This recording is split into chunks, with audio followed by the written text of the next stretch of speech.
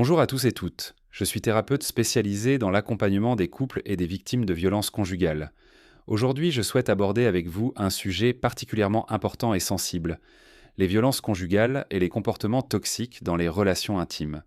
Si vous regardez cette vidéo, c'est peut-être parce que vous vous posez des questions sur votre propre relation ou celle d'un proche.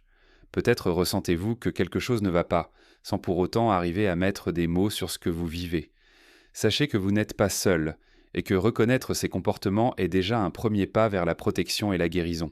Contrairement à ce que l'on pourrait penser, les violences conjugales ne se résument pas au coup. En réalité, elles forment un ensemble complexe de comportements destructeurs qui visent à contrôler, dominer et détruire l'autre. Ces violences touchent des millions de personnes et malheureusement, elles restent souvent invisibles, même aux yeux de ceux qui les subissent. Laissez-moi vous raconter l'histoire de Sarah, un prénom d'emprunt bien sûr. Sarah est venue me voir il y a quelques mois. Elle me disait « Mon mari ne me frappe pas, mais j'ai l'impression de mourir à petit feu ». Cette phrase résume parfaitement ce que je vois tous les jours dans mon cabinet.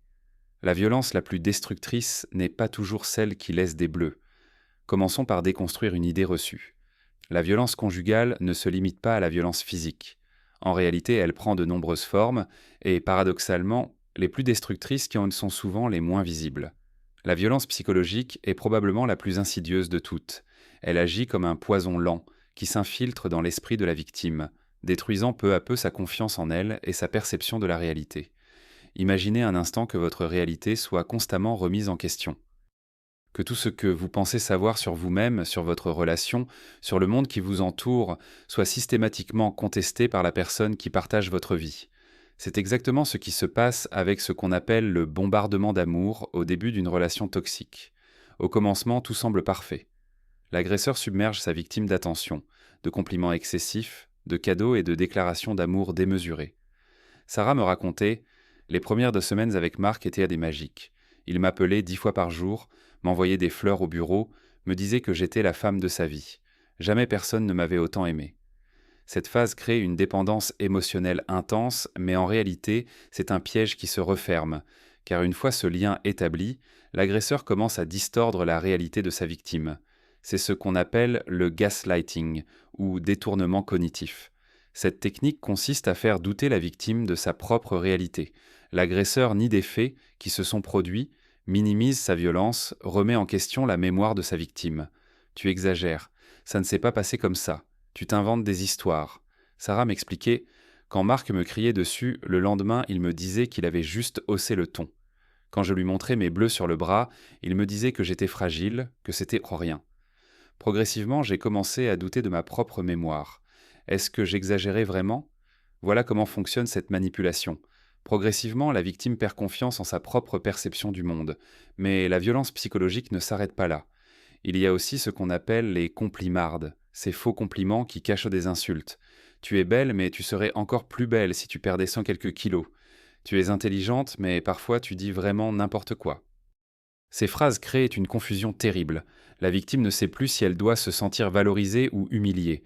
Et pendant que cette confusion s'installe, l'agresseur resserre son étau.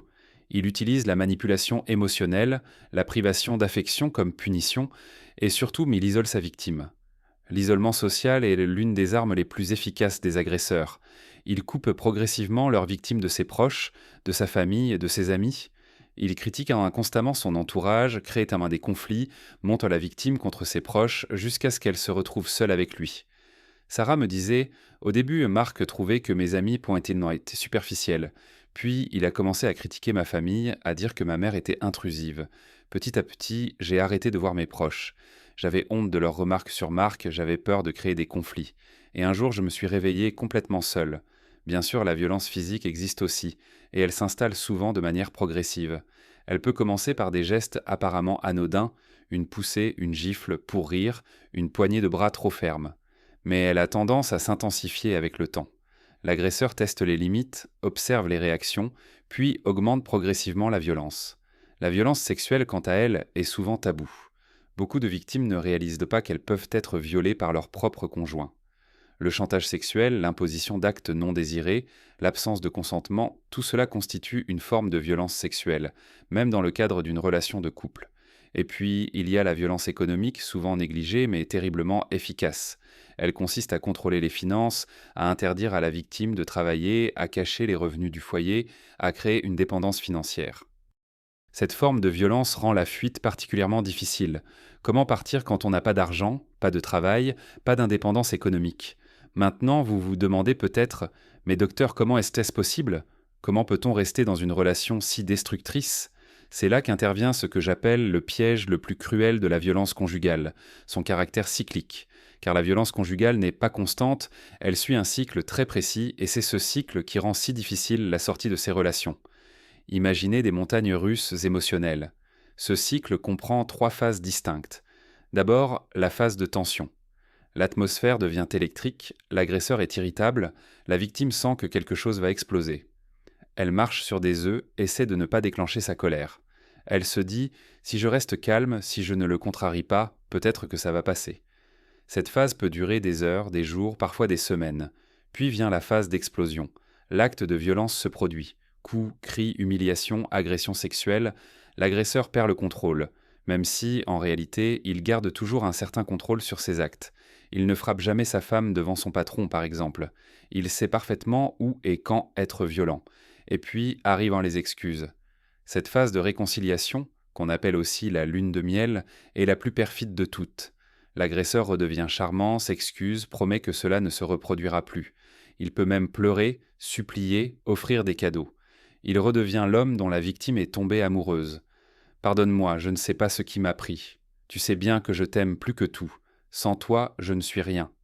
Sarah me décrivait ces moments. Après chaque crise, Marc redevenait l'homme parfait. Il m'apportait des fleurs, m'emmenait au restaurant, me jurait ses grands dieux que c'était fini. Et moi, je voulais y croire. Je me disais: il peut changer, au fond, je sais qu'il m'aime. C'est juste qu'il a du mal à gérer son stress. Cette phase redonne espoir à la victime. Mais voilà le piège. Ce cycle se répète encore et encore. Et généralement, la violence s'intensifie à chaque cycle. Les phases de tension deviennent plus courtes, les explosions plus violentes et les réconciliations plus brèves. C'est comme une spirale infernale dont il devient de plus en plus difficile de sortir. Les conséquences de ces violences sont terribles et multiples. Sur le plan psychologique, les victimes développent souvent des troubles de stress post-traumatiques, des dépressions sévères, des crises d'anxiété. Elles perdent confiance en elles, doutent constamment de leur perception, se sentent coupables de la violence qu'elles subissent. Cette confusion psychologique est particulièrement perverse. La victime ne sait plus ce qui est normal et ce qui ne l'est pas. Elle minimise la violence, trouve des excuses à son agresseur, se persuade qu'elle exagère. Il était stressé. C'est de ma faute, je n'aurais pas dû le contrarier. Si j'étais une meilleure épouse, il ne se mettrait pas en colère. Cette confusion rend la prise de conscience et la sortie de la violence extrêmement difficile. Il est important de parler spécifiquement du pervers narcissique, car ce profil d'agresseur présente des caractéristiques très particulières. Le pervers narcissique est un manipulateur expert qui utilise la violence psychologique de manière systématique et calculée. Il présente une absence totale d'empathie, mais sait parfaitement la simuler quand cela sert ses intérêts. Ce qui rend le pervers narcissique particulièrement dangereux, c'est sa capacité à retourner toutes les situations à son avantage. Il peut convaincre l'entourage, et même parfois les professionnels, qu'il est la vraie victime. Il maîtrise l'art de la manipulation et peut transformer chaque tentative d'aide en arme contre sa victime. J'ai eu le cas d'une patiente, Martine, dont le mari était venu me voir avant elle. Il m'avait expliqué que sa femme était instable, jalouse, agressive. Quand Martine est finalement venue me consulter, j'ai découvert qu'elle subissait depuis des années un harcèlement psychologique constant. Mais son mari avait réussi à me faire croire qu'elle était le problème. C'est la force terrifiante du pervers narcissique. Il peut manipuler même les professionnels. Et c'est là que nous arrivons à un point crucial. Pourquoi la thérapie de couple traditionnelle n'est-elle pas adaptée en cas de violence conjugale? C'est une question fondamentale car beaucoup de couples tendent dans cette approche, souvent avec des conséquences désastreuses. La thérapie de couple classique part du principe qu'il existe une égalité de pouvoir entre les partenaires, que chacun peut s'exprimer librement et que les problèmes peuvent être résolus par le dialogue. Mais en cas de violence conjugale, cette égalité n'existe pas. Il y a un dominant et un dominé, un agresseur et une victime. Dans ce contexte, la thérapie de couple peut même être dangereuse. Elle peut donner à l'agresseur de nouveaux outils de manipulation, lui permettre de mieux comprendre les vulnérabilités de sa victime pour mieux l'atteindre. De plus, la victime ne peut pas s'exprimer librement en présence de son agresseur. Elle a peur des représailles, elle minimise les faits, elle protège son bourreau. J'ai vu des cas où l'agresseur utilisait les révélations faites en thérapie de couple pour punir sa victime une fois rentré à la maison. Alors, tu as osé dire au thérapeute que j'étais violent? Tu vas voir ce que c'est, la vraie violence. La thérapie de couple peut donc donner l'illusion d'une amélioration sans traiter le véritable problème. Alors, quelles sont les approches thérapeutiques appropriées? Pour la victime, il est essentiel de commencer par une thérapie individuelle spécialisée dans le trauma. Cette thérapie va l'aider à reprendre confiance en ses perceptions, à comprendre les mécanismes de la violence qu'elle a subie et à se reconstruire psychologiquement. Les groupes de soutien pour victimes de violences conjugales offrent également un espace précieux pour briser l'isolement et partager son expérience avec d'autres personnes qui ont vécu la même chose. Sarah me disait: quand j'ai entendu d'autres femmes raconter leur histoire, j'ai réalisé que ce n'était pas de ma faute, que je n'étais pas folle, que ce que je vivais avait un nom. Il est donc essentiel de savoir reconnaître les signaux d'alerte, que ce soit pour soi-même ou pour un proche. Ces signaux peuvent apparaître très tôt dans la relation. Attention au contrôle excessif. Votre partenaire veut décider de vos vêtements, de vos sorties, de vos contacts. Il vérifie votre téléphone, vos réseaux sociaux. Il vous demande de rendre des comptes sur tous vos faits et gestes. Ce n'est pas de l'amour, c'est du contrôle. Méfiez-vous de la jalousie pathologique présentée comme une preuve d'amour. Si je suis jaloux, c'est parce que je t'aime trop. Cette phrase doit vous alerter. La jalousie maladive n'est pas de l'amour, c'est un symptôme de possessivité. Attention également à l'isolement progressif. Si votre partenaire critique constamment vos proches, crée des conflits avec votre famille et vos amis, vous décourage de les voir, c'est un signal d'alerte majeur. Les humiliations, même présentées comme des plaisanteries, les menaces, même voilées, les chantages émotionnels, tous ces comportements sont inacceptables dans une relation saine. Une relation saine, c'est le respect mutuel, la confiance, la liberté d'être soi-même. C'est pouvoir exprimer ses opinions sans crainte, avoir ses propres amis, ses propres activités. Face à ces situations, le réseau de soutien est absolument crucial. Si vous êtes un proche d'une victime de violence conjugale, sachez que votre rôle est essentiel. Souvent, les victimes ne réalisent pas immédiatement qu'elles subissent des violences. Elles peuvent minimiser, justifier, excuser leur partenaire. Dans ce cas, ne jugez pas, ne culpabilisez pas. Écoutez, soutenez, restez disponible. L'isolement est l'arme principale des agresseurs. Votre simple présence peut faire la différence. Gardez le contact, même si c'est difficile. Montrez à la victime qu'elle n'est pas seule, qu'elle peut compter sur vous. Informez-vous sur les ressources d'aide disponibles pour pouvoir les orienter le moment venu. Si vous êtes vous-même victime, sachez que vous n'êtes pas seul. Il existe des numéros d'urgence. Le 39, un 9 pour les violences conjugales, le 17 pour les urgences. Il existe des centres d'hébergement spécialisés, des associations d'aide aux victimes, des professionnels formés à ces problématiques. Je voudrais terminer en insistant sur un point fondamental. La sortie de ces situations de violence est possible. Même si cela semble impossible, même si la peur paralyse, même si les liens avec l'agresseur semblent indestructibles, il existe toujours une issue. Cette sortie nécessite du courage, oui, mais aussi et surtout un accompagnement spécialisé. Sarah, dont je vous parlais au début, a finalement réussi à quitter son mari. Cela lui a pris 2 ans, plusieurs tentatives, beaucoup de peur et de doutes.